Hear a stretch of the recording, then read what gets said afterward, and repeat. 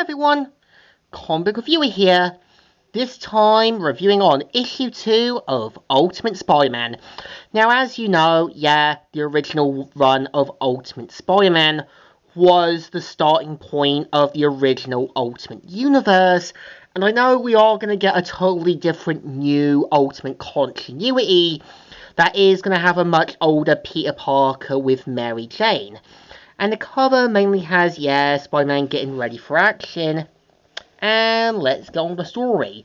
It picks up after issue 1, where we see how, at school, one of the teachers are giving a sort of lecture. We see how Peter's powers start to act up, and in doing so, ends up destroying his desk. So, of course, we see that the teacher saying, "Parker? Oh, ha ha ha! Oh my god! You are the Hugger-Spazoid! And for my next trick, I shall accidentally grip while sitting down." And we see how, Peter has a go at Kenny Khan and Flash Thompson, but laugh it off. And of course, we see how Flash gets detention for his behaviour. And we see how Peter tries to kind of figure out what's going on, but we see how he learns that he now has more muscle now. And we see how, during the whole basketball session, we see how the coach says, "Well, glad all that practicing is paying off, Michael. Next." "Oh, great. Parker, somebody call Genius." And we see how Flash tries to hit on MJ, and we see how Peter is disgusted with Flash acting arrogant and selfish, and just then, hits him with a basketball. And we see how the coach mainly gets Flash Thompson to hit the showers, and we see how MJ thanks Peter for helping. But we see how, much like the 2002 Spider-Man film, Flash tries to hit Peter, and we see how Peter acts a little brash and cocky, and unlike the 2002 film, ends up breaking Flash's hand.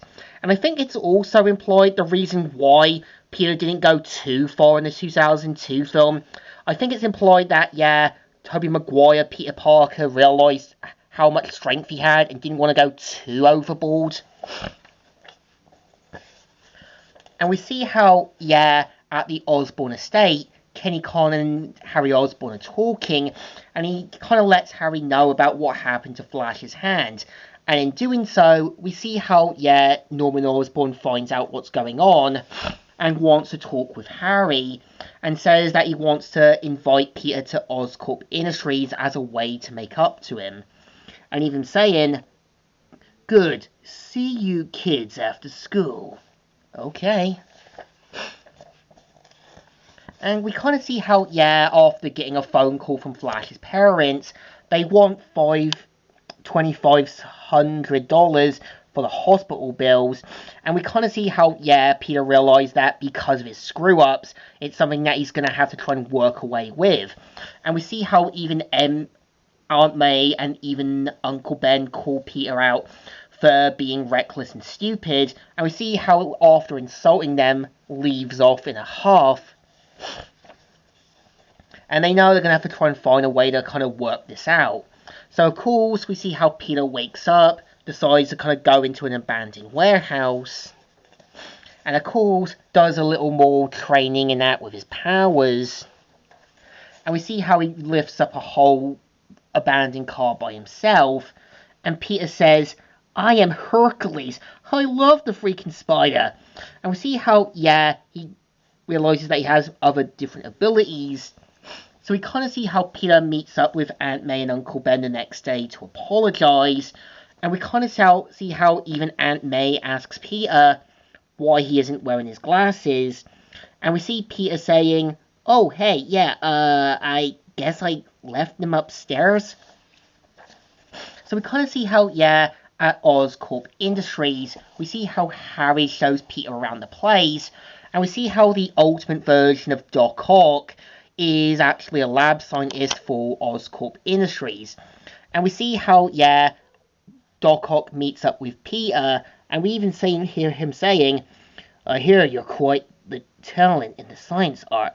Well, that's, hey, I wouldn't mind having one of those. Oh, you don't want that. It's an old one. And we see how he tries to try and get a bit of his blood sample. And while Peter's looking at the lab animals, we see how he gets a bit of his blood. And Peter gets a little freaked out and quickly leaves. And we see how, yeah, after basically Harry tries to get to him, he's disappeared.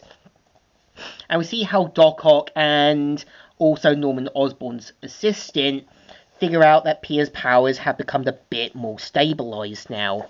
So of course they know that, yeah, they can't hire their hitman now, as they know that it could draw too many suspicions or put two to two together. So we see how they go up with their sort of next plan, leading up for the next issue. So yeah, I kind of think issue 2 is average at best. Like I said, it's gonna have that typical Peter Parker origin we see, where Peter's gonna learn his powers, we're gonna kinda see how he does something stupid, having to learn from it, something that I think the 2002 and the 2012 Spider-Man film had done dozens of times. So I think this issue still deserves a thumbs up. Still good, and still alright. So, Comic Reviewer here, signing out.